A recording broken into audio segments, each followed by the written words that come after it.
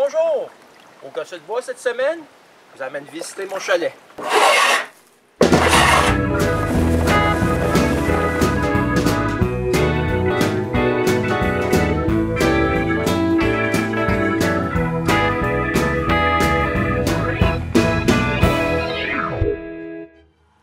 Aller au chalet en soi, c'est une aventure.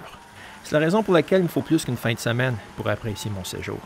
Il faut commencer par faire 1h30 d'autoroute, plus 1h30 de route scénique. Au moins ici, les paysages sont plus beaux que sur l'autoroute. J'arrive ensuite sur le chemin de terre. Ici, je fais 2 heures de route. Il n'y a pas mouillé depuis plusieurs jours. C'est pour ça que les voitures font beaucoup de poussière. J'essaie de les dépasser pour pouvoir sortir du nuage. L'état de la route est passable à médiocre.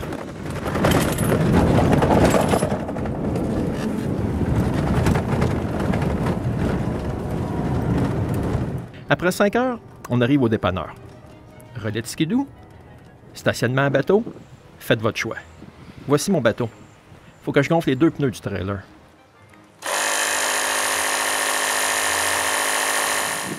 Je l'accroche au camion. C'est le temps de partir à la plage.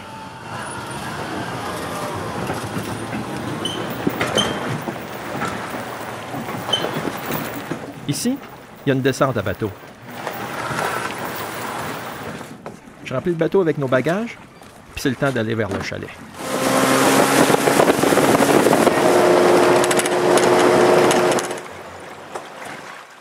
Après avoir accosté, on peut finalement monter la côte, puis on est rendu au chalet. De l'extérieur, il n'y a rien de bien extraordinaire, mais il faut savoir qu'il a été construit avec plus que 90% de matériaux recyclés. Pour faire ça, mon bon ami Daniel et moi avons recyclé 2 granges. Vous pouvez nous voir présentement sur le toit de la plus grosse. Elle mesurait 97 par 54 pieds. L'extérieur du chalet, il est recouvert avec les planches de la 2e grange, qui était moins endommagée. Chaque fenêtre a un volet. Comme ça, si un arbre tombe, il ne peut pas briser une vitre et faire des dégâts. La structure du plancher est faite avec des 8 par 12. À leur extrémité, on a posé des poteaux de support de cave. On a creusé 11 trous de 4 pieds de profond, coulé une fondation et on a mis les poteaux à l'intérieur d'un sonotube. La galerie, pour sa part, est entièrement faite avec les chevrons de la plus grosse grange. Près de l'escalier, il y a le rack à canne à pêche. Le toit, il est fait avec des vieilles tôles de grange. On a dû mettre beaucoup de vis, parce qu'à chaque place où il y avait un trou, on a posé une vis de toit. C'est le temps d'entrer à l'intérieur. C'est assez sombre ici, avec tous les arbres autour, puis les murs qui sont faits en planches de pin rouge. Il y a 4 beams au plafond. C'est des 9 par 6 de 20 pieds de long. Ils sont en scène puis en pin rouge. Ils sont supportés par des 12 par 12. Coupés à hache sur 3 faces seulement. Des 6 par 9 retiennent toit et cadre ensemble. Tous ces morceaux sont faits avec des tenons puis des mortaises. Les chevrons, par contre, sont juste des 6 par 8. Puis sont retenus ensemble avec des 3 par 6. Sa dernière section, j'ai fait une mezzanine avec un arbre que j'ai coupé avec une scie à chaîne. J'ai fait des planches d'une épaisseur de 3 pouces, puis ils reposent sur les 2 beams seulement.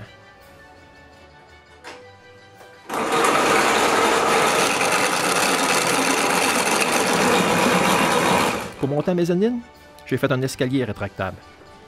J'ai dû concevoir et souder cette peinture-là à la maison.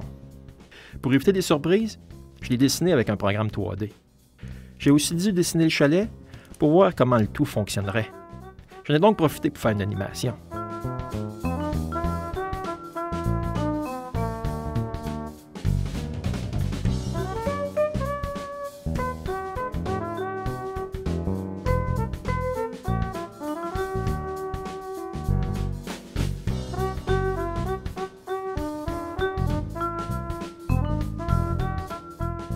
J'aime ça.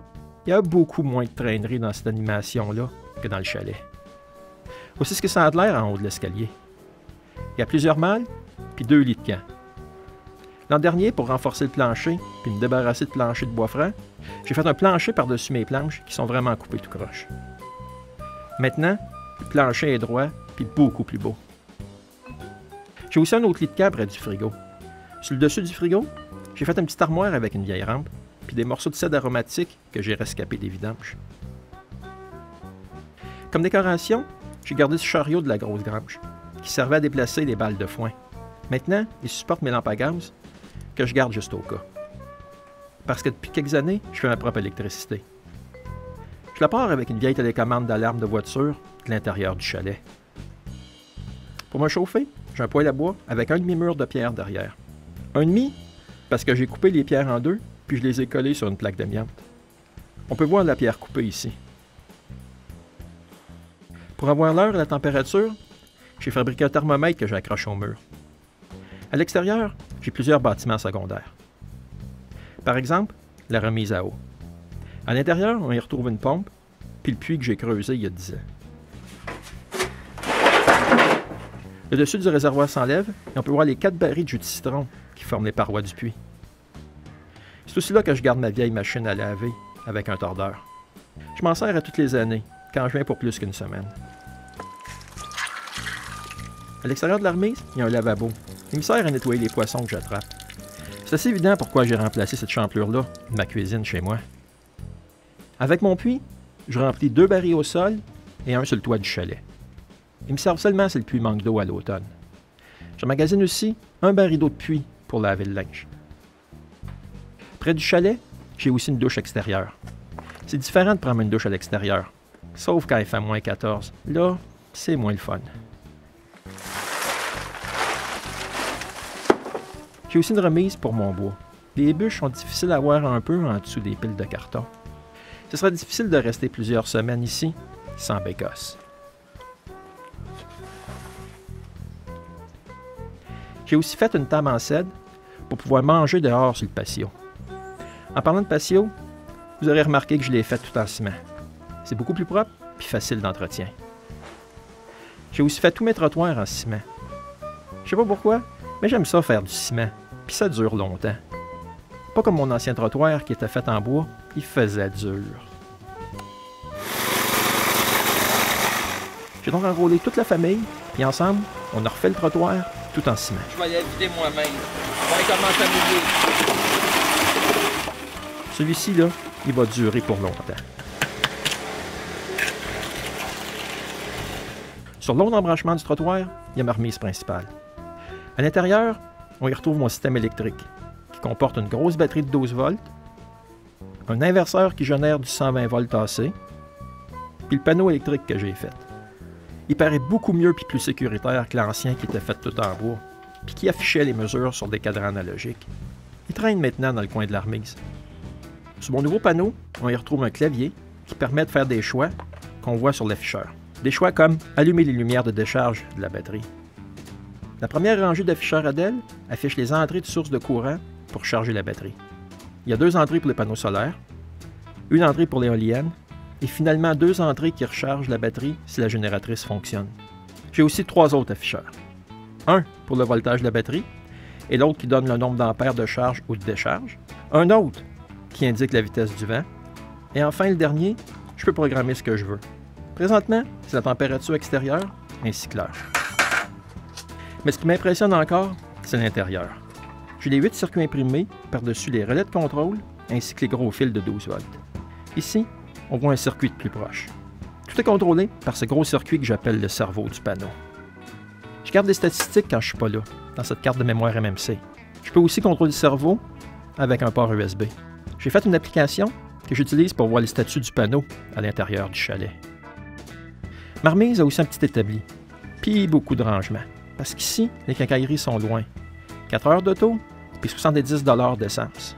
Comme ça, il faut savoir improviser et avoir beaucoup d'alternatives. Je vous donne une couple d'exemples. Si je veux percer un trou, je peux prendre une perceuse électrique, ou bien ma vieille perceuse à batterie que j'ai modifiée pour pouvoir se brancher à une batterie normale. Ou encore, le faire à la main. Mon deuxième exemple, beaucoup d'alternatives. Je pompe mon eau avec cette pompe-là. J'en ai une deuxième avec plusieurs pièces de rechange. J'ai aussi une vieille pompe de piscine. Par contre, je pense pas qu'elle fonctionne. Je m'en suis jamais servi. Je peux aussi me servir d'une bonne vieille pompe à main. Mais si j'ai un baril à remplir, ça peut être long. J'ai donc modifié une bicyclette pour pouvoir pomper de l'eau avec un autre pompe.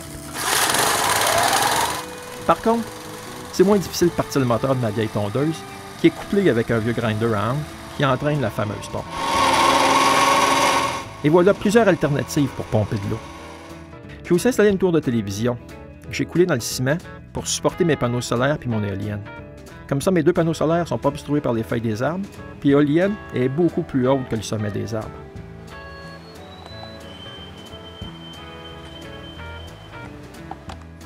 On peut voir ici l'éolienne et les deux panneaux solaires, ainsi qu'un de mes deux supports de travail. Ils sont très utiles pour travailler dans la tour. Je m'en suis beaucoup servi quand j'ai fait mon installation.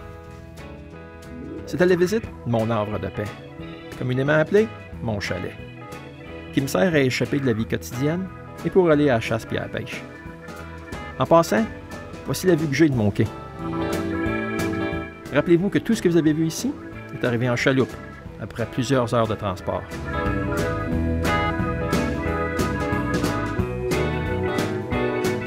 Merci et à la prochaine pour un autre épisode du Gosseux de bois.